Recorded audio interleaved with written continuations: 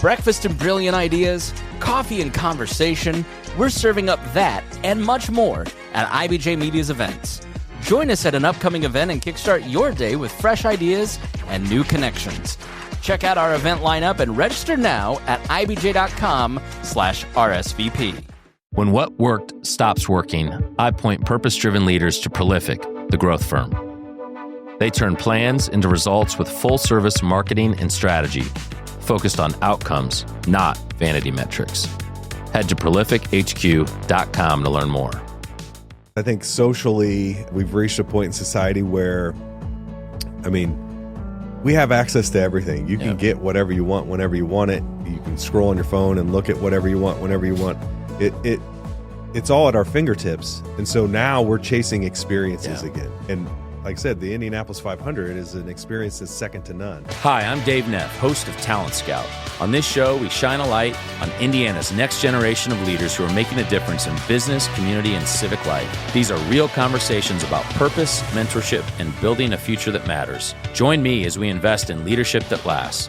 Welcome back to another episode of Talent Scout. I'm thrilled today to have my good friend, and now I get to work with him a lot, Michael Kaltenmark from Indianapolis Motor Speedway. Michael is the newly minted Vice President of Marketing as of beginning of the year. He's been there for several years now, which we'll get into that story. But Michael, welcome to Talent Scout. Hey, thanks for having me. And I love what you've done with the place. Yeah. I didn't know this was your home. Yeah, it's I know. Pleasure to be here. I guess you don't let the kids in here. No, this is really just my nice. family room really where I good. do all the podcasts. I love it. It's as I think people that happen to listen to this show, my mom and a few others, they know that this is a studio. This is not my house. But it does look good. Mr. Feltman, the IBJ, Mr. Spangle, who produces the show, they keep it nice. Yeah, they keep you looking good. Yeah, they do. It's great to hear. It's a good setup, so I'm grateful to have it. But this has been one conversation that I've really been looking forward to. Obviously, being relatively still new in my role at the 500 Festival, we have a good excuse to find ways to work together now with Indianapolis Motor Speedway and the upcoming 110th running. But before we get into all of that, like I do with all my guests, I really want to know more about the person, Michael Kaltenmark, versus the resume, which we'll get into. And so maybe take us back, talk to us about your childhood, where you grew up, and what life was like, 0 to 18 for young Michael. You bet. Well, first I'll just say what you see is what you get with me. Yeah. Resume or, home life, it blends together. And so if you know me, I think you probably know all of me, but come from Wabash, Indiana, northern Indiana, born and raised, and my folks still live there. My in-laws still live there, and it was a great place to call home. Youngest of 3 boys. My parents were public school teachers, and then my father became athletic director, and my mom was an elementary school counselor. Elders at the church. Really embedded in the community, and so certainly raised by them and my brothers, but really it felt like the whole town. It's a place where you sort of know everyone, and so you got to mind your P's and Q's. But that was good for me. Yeah. Went to Northfield High School, small school, graduated with 104 kids.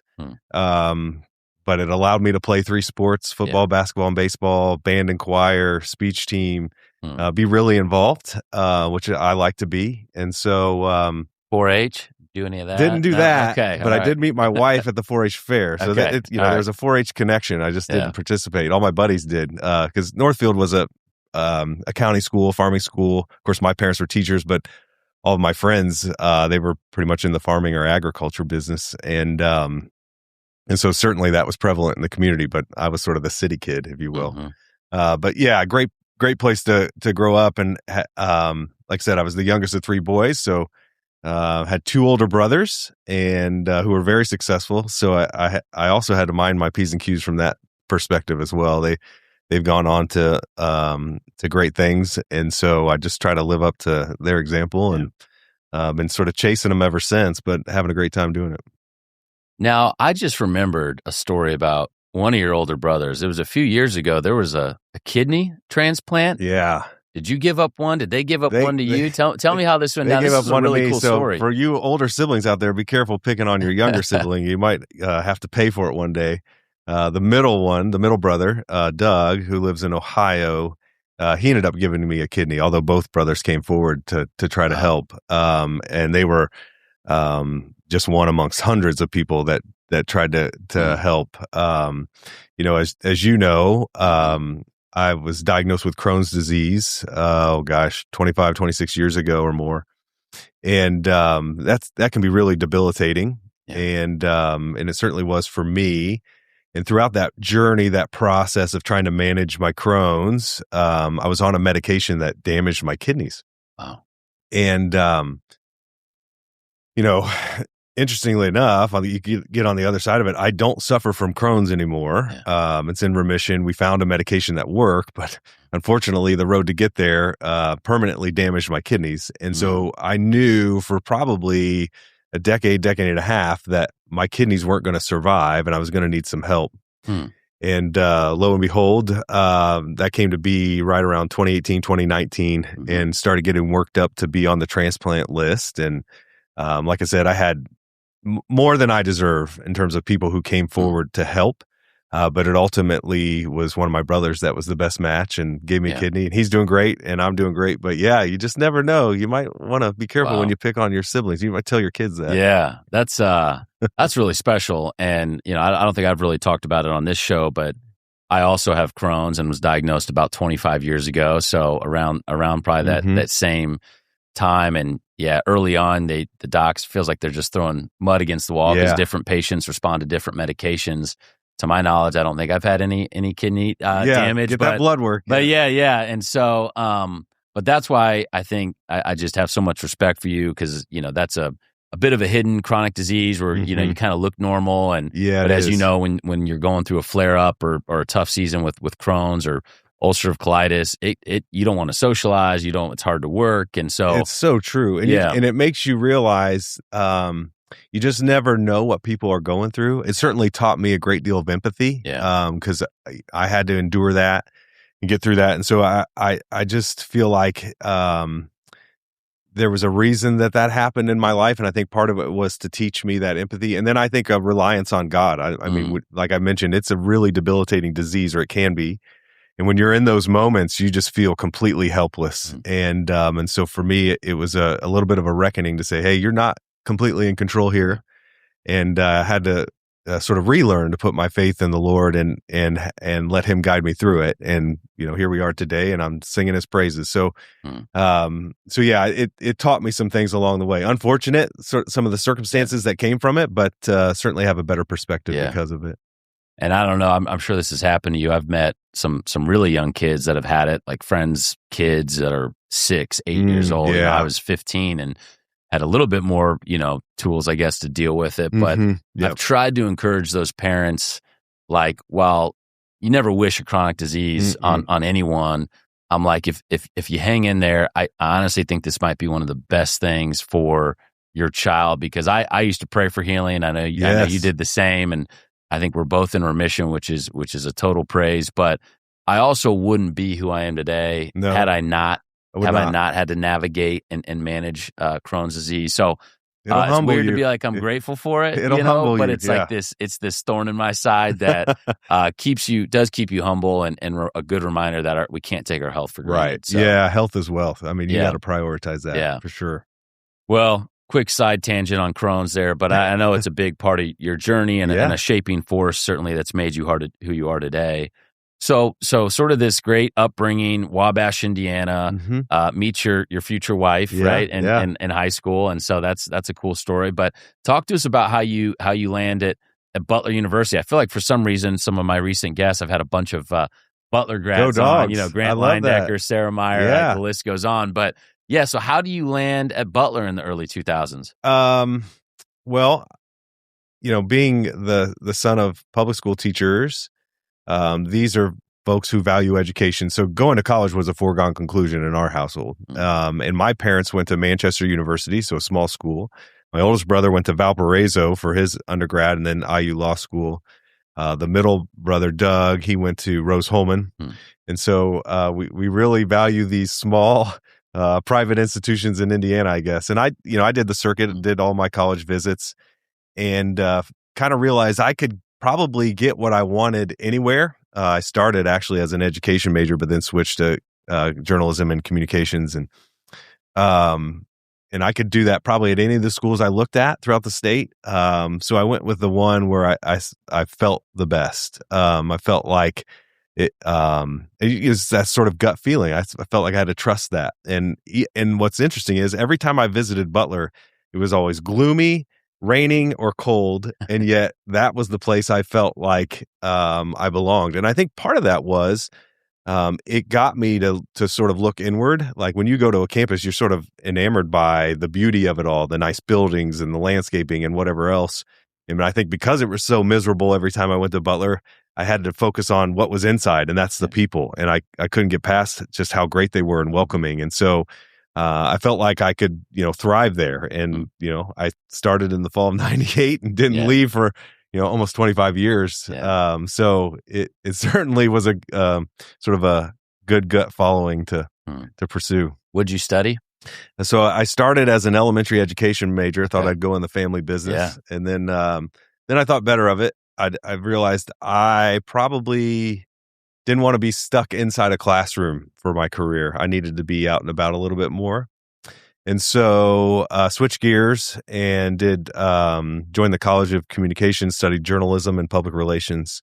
And that suited me so well. I mean, I was worried about the change, made the change, and then loved it. And have been sort of running on that path ever since. Oh. And but that's just what you study in the classroom. I feel like it was the rest of the experience that I got out of being at Butler. Certainly learned a lot in the classroom. I don't want to diminish that, but it was sort of everything else that happened that I feel like I left there ready to sort of tackle the world. Wow. So your senior year, I think you graduated around 02. What was the plan? Like, were you out interviewing for roles beyond Butler? Because I believe your first role was at the university, right? Yeah. And like you said, you were there for almost 20 years in your professional career, in addition to the 4 years as an undergrad. So talk to us about like how that opportunity emerged, or how that decision point came to be like, you know what, I think I want to work here, and not sort of go beyond the four walls of Butler. Well, professionally, I thought I wanted to work in motorsports. Loved racing, grew up watching the Indy 500, and loved the close proximity that Butler had to Indianapolis Motor Speedway. So that's what I went after. I thought I wanted to do motorsports PR and marketing, and had an internship while in school with Newman Haas Racing. That went well. That led to a couple job opportunities. I had offers even before I graduated, one with CART, the series, and then one with Walker Racing, and I had my pick. And I was like, yes, this is what I sought to do. And I ended up turning them both down, which makes no sense. I would call that a God moment. Looking back on it now, definitely the Holy Spirit sort of pushing me in another direction.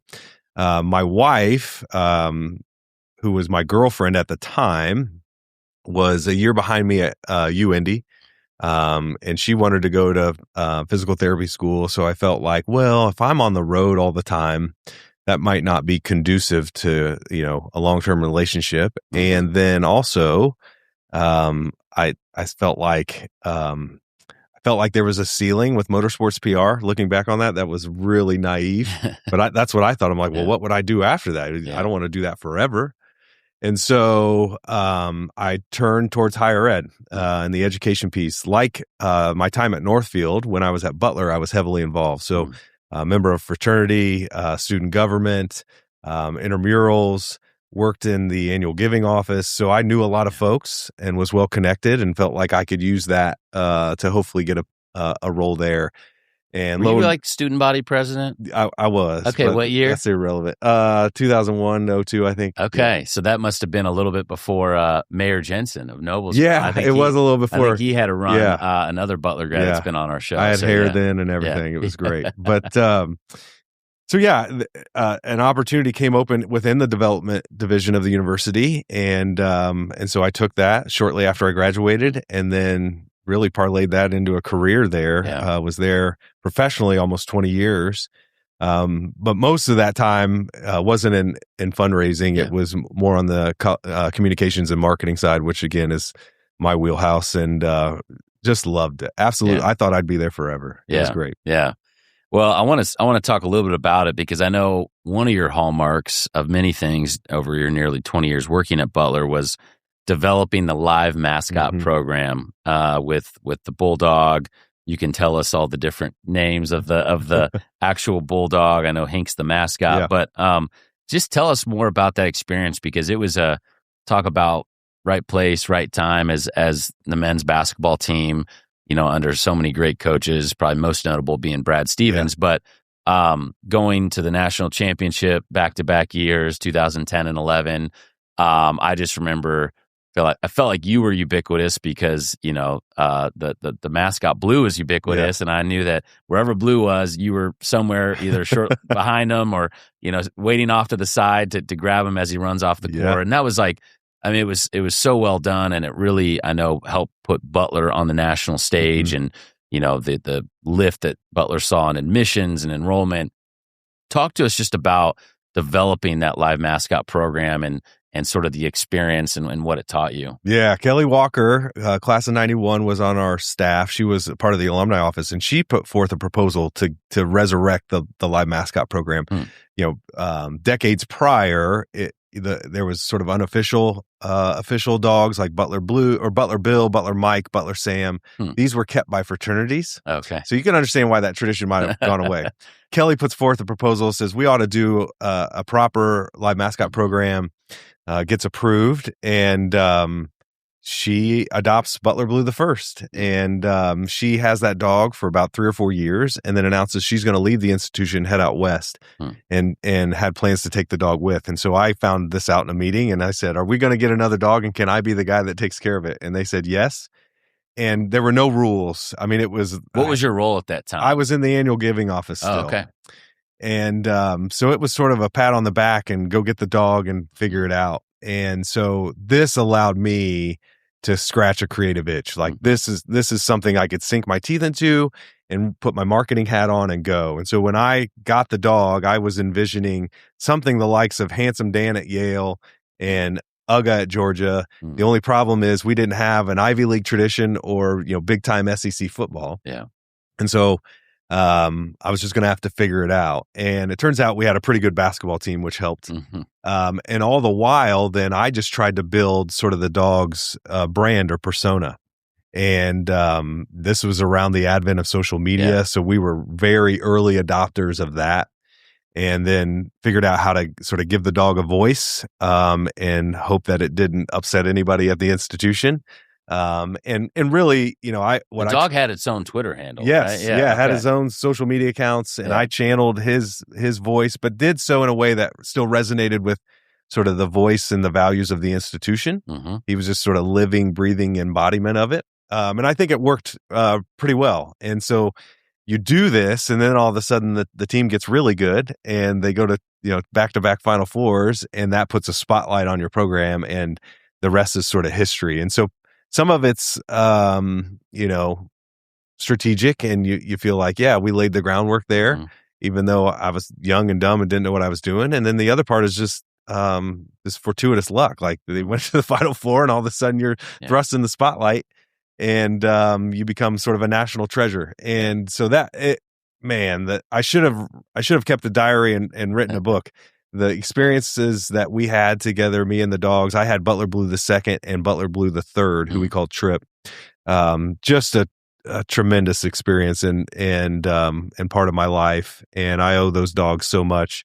You mentioned, wherever you saw the dog, I was there too. I mean, I was just riding their coattails. I liken myself to Curious George and the man in the yellow hat. That I was the guy in the yellow hat, just along for the ride. But wow, what a ride it was! Because did you go to like the White House? What were some of like the cool places? U.S. Capitol. We've met. We've been all over places. No dog should ever be allowed. And then you meet so many important and famous people. I remember at the Final Four in Houston, we met George H.W. Bush and Barbara Bush, so former president and first lady. You meet the likes of Charles Barkley and Peyton Manning, and it's just sort of a who's who, and you sort of have to pinch yourself. You're like, how did I get here? Yeah. And then you realize this has nothing to do with me. This is about the dog and the university, and so you try to be a good ambassador and move on. But it's still, you have these moments. You're like, wow, I never could have dreamed it could be this. Yeah. That's really special. What was your last role that you held at Butler? I was leading our external relations. So I was part of the marketing and communications division. And at a place like Butler, you get to wear many hats, or you have to. Depends on how you look at it. But I was doing community and government relations. Okay. But then on the marketing side was integral in a lot of our brand development, and then the sort of activation of the brand. Yeah. Had a hand in a lot of our social media presence, and then of course the live mascot program. Yeah. So was doing a little bit of all of that, and like I said, just loving it. And around 2020, when I had my transplant, Blue the Third was set to retire, and so I kind of thought for a while, I was like, yeah, I'll do Butler Blue the Fourth, and then I thought better of it. Like, no dummy. You're not going to do that because, I'm 46 now, and I thought nobody wants a 40 or 50-year-old, taking their live mascot around. That's not cool. And this is also a young man's game. Yeah. My kids were getting older. They had schedules, and I thought I don't need a dog with a schedule too. And so those dogs lived with you, right? I mean, for they sure, were like yes, your family pet. And I brought them into campus every day, and I sort of worked around the dog's schedule. Whatever the dog had to do, I slotted that in and prioritized that. And then I got my work done in between. And so that was tiresome too. And I felt like it was starting to reach the point where it was a little bit of a career impediment. Like I was ready for the next thing. Yeah. And so it's cool, but you don't want to be the dog guy the rest of your life. And I'm still the dog guy, and that's okay. But you're right. Yeah. And I'm not just a one-trick pony, so I can do more things. And so finally came to my senses, handed the leash off, and then almost kind of became a free agent. And I thought I wasn't going to leave Butler. I was just going to do the next thing. And then Doug Bowles called, and rest was history. Yeah. Well, before we get into that, a lot of people may not know this, but you talked about, upon junior, senior year, having a couple job offers in racing, and you thought better of it and said, I might be on the road all the time. I've got this pretty serious girlfriend who I think I'm going to marry. But you were able to, even during your full-time work at Butler, moonlight on the side in motorsports. So maybe talk to us about sort of what you did with the racing teams, and kind of, obviously great that you were able to kind of have a side hustle before side hustles were maybe cool. But like how what'd you do? How many years did you do that? And then obviously we'll get into sort of this convergence where Doug Bowles calls you. Yeah. So, if I didn't have enough going on at Butler, doing a 40-hour-a-week job and then trying to take care of a live mascot program, I got a call around 2005, 2006 when Tony and Laura George started Vision Racing. They had bought the assets from Tom Kelly of Kelly Racing and started Vision Racing. They didn't, Tony was also owner of the Speedway and Indy Racing League at that time, and didn't want to lose a car count when Tom Kelly and his 3-car operation left the series. And so he saw an opportunity to at least have one car in the field. So he bought the operation and put his stepson, Ed Carpenter, 2003 Butler grad, in the car. And Tony, do you know Ed? Oh, yeah. Okay, you were friends in college? I knew Ed in college, but we weren't friends yet. Okay. And got a call from Tony's right hand, Kent Liffick, at the time. Kent's significant other, Kathy Lauterbach, was my internship coordinator at Newman Haas Racing. So you can see the connections here. And I'm sure the conversation over at dinner one night was, hey, we need some help with PR and communications at Vision. Who should I call? And Kathy's like, you ought to call Michael. Yeah. And so, it's all about those relationships. And I got a call, and that was just sort of an offer I couldn't refuse. I said, well, I'm employed full-time at Butler, and I need to stay employed full-time at Butler. So if you won't bother me by day and you'll let me do this stuff at night and on the weekends, I'm in. They're like, sold. And so my wife was in physical therapy school, and we didn't have any kids or any other responsibilities. And I thought, well, I have a 40-hour-a-week job. I have benefits, so I'm providing from that perspective. She's getting what she needs from me. Otherwise, she needs me to leave her alone so she can study. So I thought this will be great. Yeah. And I'll make a little extra money. And so I would save my vacation time and would go to the racetrack on the weekends and do on-site PR marketing, and then make sure I was at Butler Monday morning at 8 a.m. And then by night, update the website, write press releases, and do all that. And I did that for 6 seasons, I think, while Vision was in operation. Of course, they started with Ed Carpenter as their driver, and then they expanded to a 2-car, then a 3-car operation. I remember, I think it was 2007 or 2008, I was going to work on my MBA at Butler. And then they expanded to a 4-car operation for the month of May, and I was still the only PR guy. Yeah. And I was like, I can't do this. Yeah. So I put the Masters on hold and just tried to, make that operation go. And it was great. And then Vision sort of went away in 2010. This was also the time that my wife and I welcomed our first son, Everett, into the world. So it was a perfect time for me to step away. And Vision ultimately became Sarah Fisher Hartman Racing, then Ed Carpenter Racing, and sort of carried on. But then I would get called back in the month of May to help part-time doing PR and marketing and just help with the demands of the month of May. And then that gave way to helping with other teams like Panther Racing.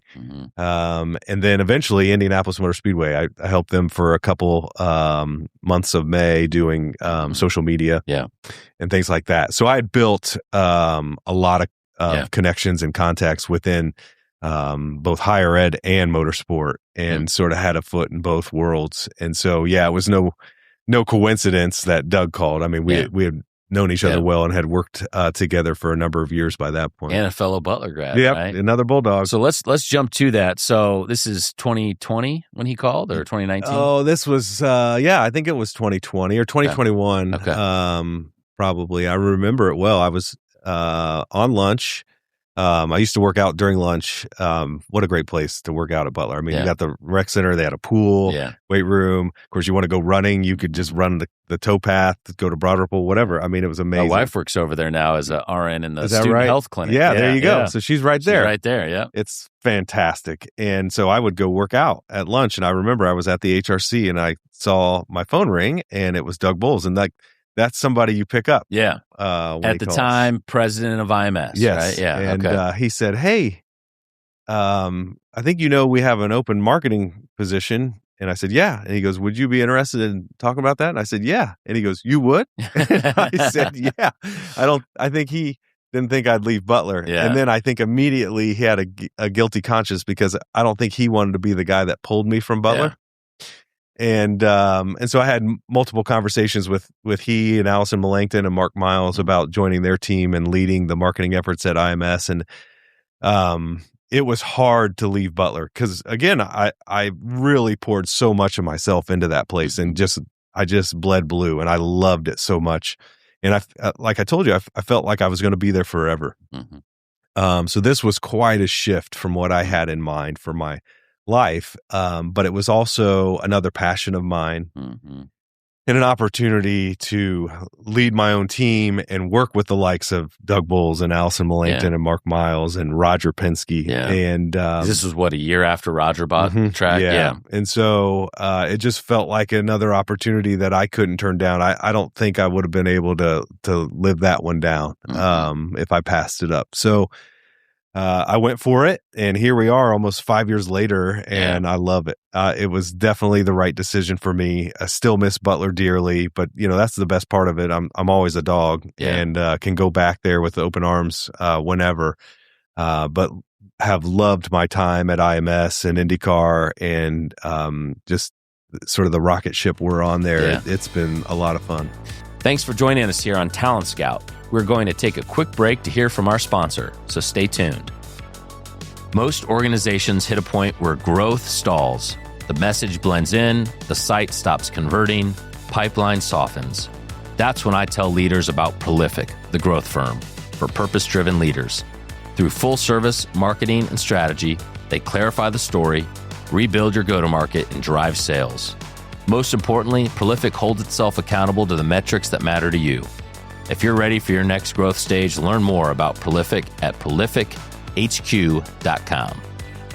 Well, I'd love to just maybe dig in a little bit on, you're responsible for marketing the world's largest single-day spectator sporting event. So no pressure, but what does that responsibility mean to you? And maybe how do you break that down? 350,000 people coming to one race, the Indy 500. But there's obviously other aspects to your role. There's the IndyCar series, and you guys have a full, 16, 17 race series. So maybe just break down what it means to market not only the Indy 500, but some of those other aspects of your role. So I followed Matt Mindrum to IMS. So Matt was my boss at Butler University for a while, and then he left Butler to go to Indianapolis Motor Speedway and lead the marketing efforts.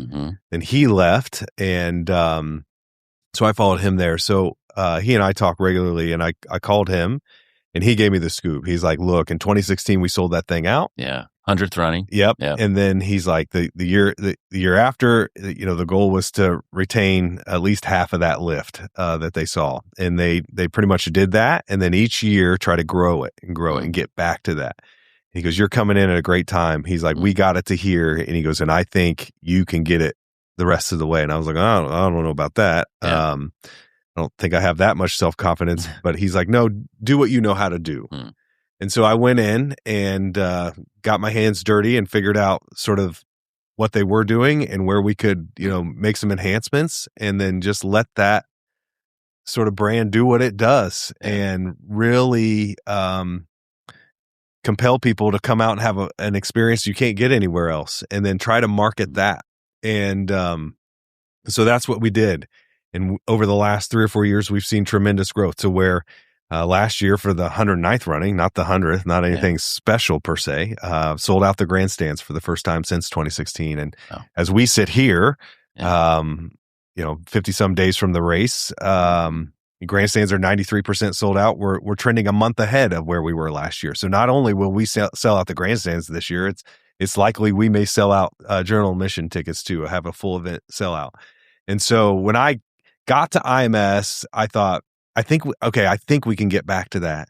And I wonder if we can make this thing a perennial sellout, because two of my sort of goals or vision for Indianapolis Motor Speedway, as we think specifically about the Indianapolis 500, was to sell it out and maybe make that thing a perennial sellout, and in the process raise the profile of the event to maybe score a little higher on sort of that short list of bucket list sporting events. Yeah. So when you think about those events, you're thinking about the Super Bowl, maybe the Final Four, maybe World Series, Wimbledon, the Masters, Olympics, World Cup. Yes. Yeah. And so I think when Matt was there, we did some market research, and I think IMS was generally scoring around between 12 and 14 on that list.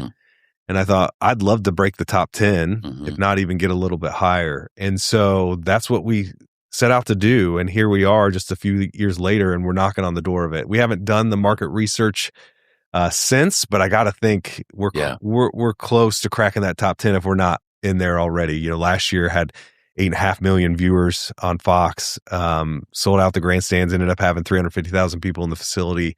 This year, going to sell it out again, open for another record TV audience. So, how many of the 350,000 come from the state of Indiana? The majority. Really? Okay.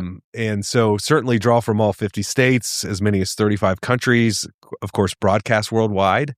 So, it's a global event, but the majority of the people in those stands are from our own backyard, and not necessarily race fans, although I want them to be fans of the NTT IndyCar series. It's wild to think that total number is about 5% of the residents of Indiana. Yeah, so and that's the other thing. People want to say, why do you have this blackout or tape delay of the race in market? And you think, well, I've got to get 1 in every 5 people in Central Indiana to come. That's a tall order. Yeah. If we sell out those grandstands again, then I got to believe we're going to lift that blackout. It's good for everybody. But it's a challenge. And I think it's insane to sit here and say we should be a perennial sellout because it's the world's largest sporting event. That's a lot of tickets to sell inside the world's largest, permanent outdoor sporting venue. But it's possible in a place like Indiana because our people love it so much. It's part of our identity. The experience is second to none. I mean, as running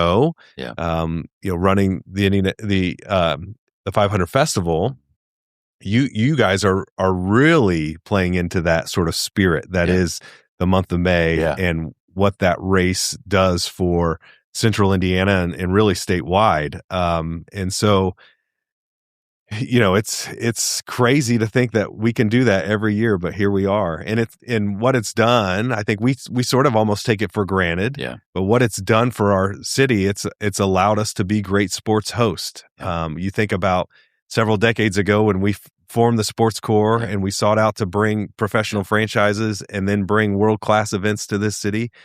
I felt like we had the chops to do that because we were so good at hosting the world's largest event every year. It's like we were already doing this. And so let's do it citywide. And so here we are. Sports strategy worked for Indy, and the Indy 500 is sort of that drumbeat that carries on. Yeah.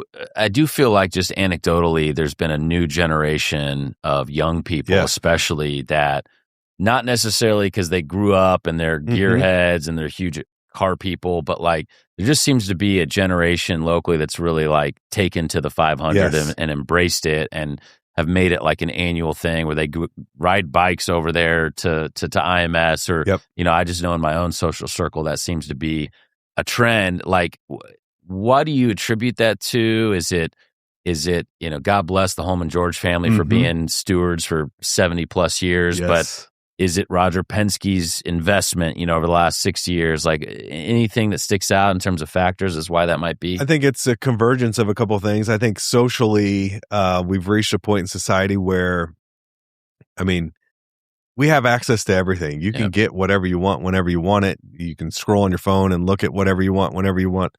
It's all at our fingertips. And so now we're chasing experiences again. And like I said, the Indianapolis 500 is an experience that's second to none. Yeah. And even if you go once, the next year is going to be a little bit different, and you're going to leave with a story, and it's going to be epic in some fashion. And so I think that resonates with people, especially a younger audience. I also think you can't discredit the power of the Snake Pit. You talk about the Holman George family and then also the Krizeloff family, which was part of that, who thought up the Snake Pit, resurrecting that in the form of a one-day EDM festival, and the power in that. It was some pretty humble beginnings, but now over a decade later, that thing is rocking. You get 20,000 18 to 25-year-olds in one area having a one-day EDM festival with 5 artists that they would pay thousands to see somewhere else. It's bonkers, and all the while we're there's 300,000 other people in the venue watching a 500-mile race. And so it's crazy. It shouldn't work. It works perfectly. You get that demographic in the gate. And then I think there's a shelf life on EDM concert goers. I think you hit about 25 and you're like, okay, I still like this music, but this is insane. And then you're like, but we have this tradition of going to the race every year. So I'm going to maybe get a GA ticket and be Snake Pit adjacent and sit inside turn 3 and kind of get close to the vibes, but not all the way in. And then I think, you settle down further and you're like, okay, I think I'd like a seat this year. And we've seen that migration, that sort of fan progression from our Snake Pit concert goers. That's an amazing thing. So hats off to those who came up with the concept. And now we just got to keep it going. So I think, again, there's a social dynamic, there's the Snake Pit, and then there's just some real strategic, intentional marketing about how we position the event. Certainly, it's the Indy 500 and all the tradition is still for your father and grandfather. There's still something there for them, but we also have to make it extremely accessible and exciting and entertaining for a new generation of fans. And I think we're hitting on that. Yeah. Well, as we get ready for the 110th running, May 24th, 2026, are there a couple things that have you especially excited, or just, there's concerts, like maybe tease out some of the things that people can look forward to? Well, this year is the year of our semi-quincentennial in America. And so you have something in the Indy 500 that's an extremely unique American tradition. It's on Memorial Day weekend, and so we're going all red, white, and blue. It's patriotic everything, and so I think it'll truly be a celebration of the American spirit, and so that's fun. If you liked one flyover, you're going to love like 5. We're going. Are those choppers coming back? We're working on it. Yeah, that was new last year. That was right? new. That was, and Eric Shanks, who leads Fox Sports, big Indy 500 fan. He worked on that sort of from Terre Haute, Indiana, right? Eric Shanks, Brazil, Terre Haute. From behind the scenes, he did that, working directly with the Department of Defense. This was no small feat. I thought it might have been like a sponsorship activation with the DoD or something like boy, that. Boy, was it powerful. I mean, look, last year's race was great crowd, great TV audiences, but all people could talk to me about afterwards were Black Hawk helicopters and Wienermobiles. So we're going to bring both back, I think, in 2026. So you want to see that. But the pre-race ceremonies have been called a holy moment in American sport, and I love that because I don't think there's a better way to describe it.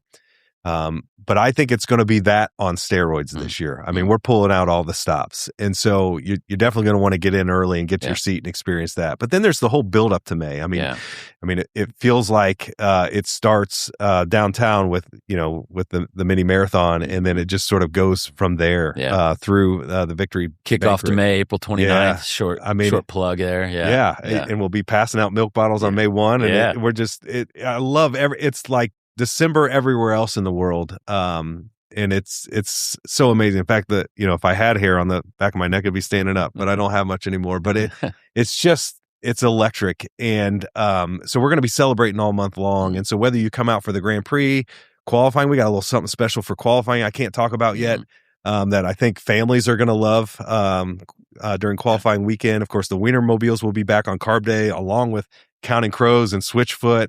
I mean, it's going to be great. And, even on, we talked about the Snake Pit. I mean, you're bringing an artist like Zed in, and I mean, that's a powerful name, not only in EDM, but I think in just modern music. Yeah. And so again, the chance to see him and not pay $1,000 is incredible. Yeah. And so, and to that end, I think on race day, you're going to see some names and faces that you're just going to be like, wow, these people came to Indianapolis to do this. And so, I'm thrilled, and I can't talk about everything, but I can probably talk about it in a way that hopefully piques people's interest and gets them to come out and join us. It's truly amazing. That's awesome. Well, as we sort of land the plane here, I want to finish with a few personal questions. Sure. I like to ask all of my guests. We've all had people that have believed in us before we've really probably believed in ourselves to a degree. And so the role of mentors and maybe if you're able, just some non-family mentors, and you've touched on potentially a couple already, but who are some of those key people over your career and life that have really influenced you? Matt Minner would be one of them. Yeah. I mean, this is a guy that came to Butler and saw me and what even younger than I you, was right? doing. Yeah, he is younger than me. Yeah, it's good to, you can learn from people younger and older. Absolutely. I look up to him, and he poured into me and said, help me see a bigger vision for myself. Yeah. He sort of saw what I was capable of and what I could do. And I think I was probably selling myself short. And so Matt has always been a great friend and cheerleader and kind of helping me see around corners that maybe I wasn't. And then Stephanie Judge Kripe, who was another boss at Butler, big cheerleader, big fan of mine. And she really supported me. She's now with the IU Health Foundation and doing great things. And so a wonderful lady that's poured into me. I also think about friends. I mean, I could list family all day, and we've mentioned some of them on this pod, but also friends like Ed Carpenter, somebody who is a buddy of mine, but then also Ed, if you know Ed, he doesn't mince words. Like, he's not afraid to keep it real. And so he's also somebody who's looked out for my best interest and helped me maybe see a bigger vision for myself than I had ever thought of. And so I'm grateful for people like that. It makes me want to be that for other folks as well. And I hope I can be. It really starts for me at home with my boys, but then also my team at IMS. This is a team of all-stars. I wish they could be there forever, but these are such high achievers that it's just my job to coach them up and then get them ready for the next thing. And so that's what I try to do, because that's what people like Matt and Stephanie did for me. That's amazing. Well, name of the show is Talent Scout. We're trying to shine a light on, leaders that are, still, I'd say, on the front nine, not quite on the back nine of their careers. But yeah. Makes me feel good. Yeah, absolutely.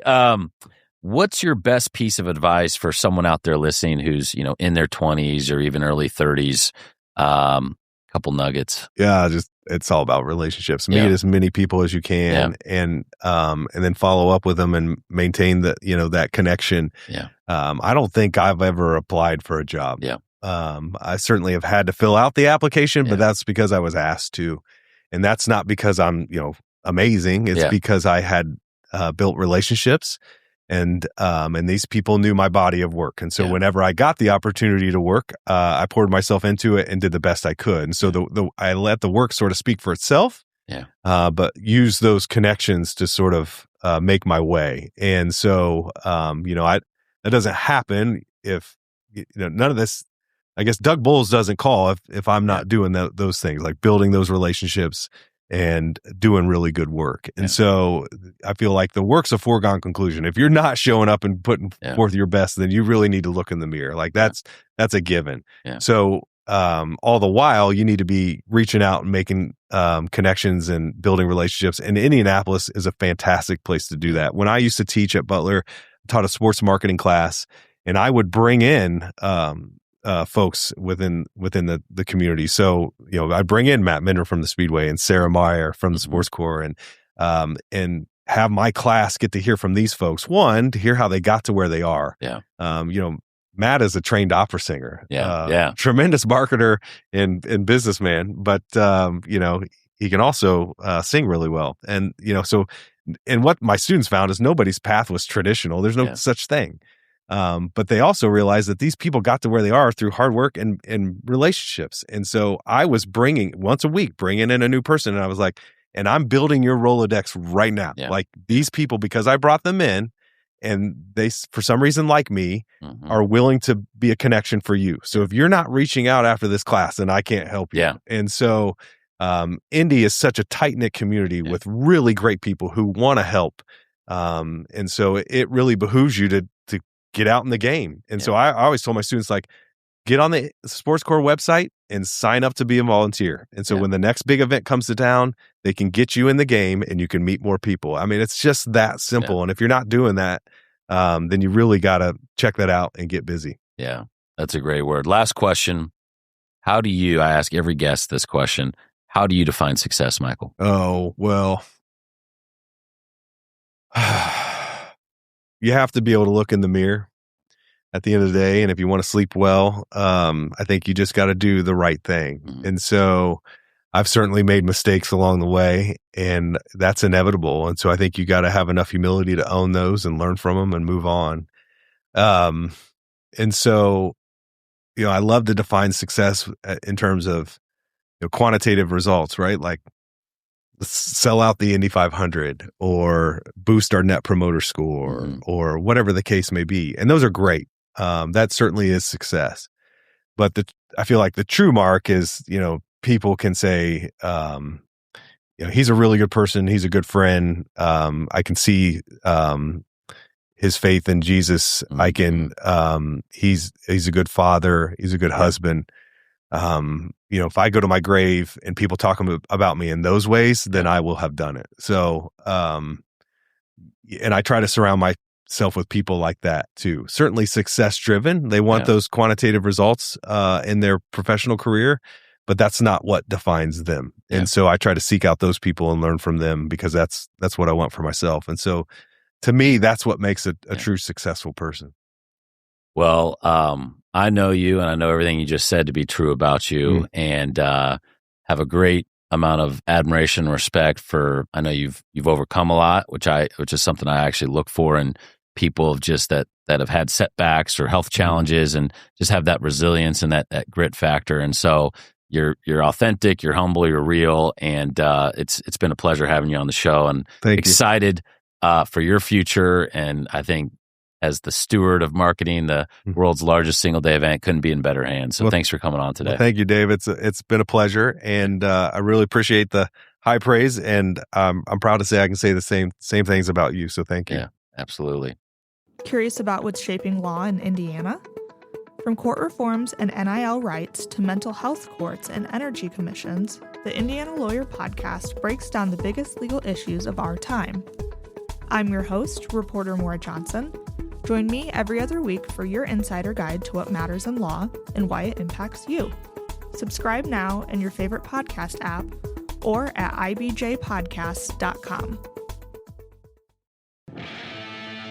The IBJ Media Podcast Network is the soundtrack of a growing state. Indiana is on the move, and you can hear it happening on the IBJ Media Podcast Network. We bring you the voices at the center of our economy, our courts, our companies, and our communities.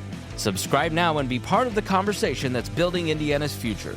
Find all of our shows by searching IBJ Media in your podcast app or visit ibjpodcasts.com.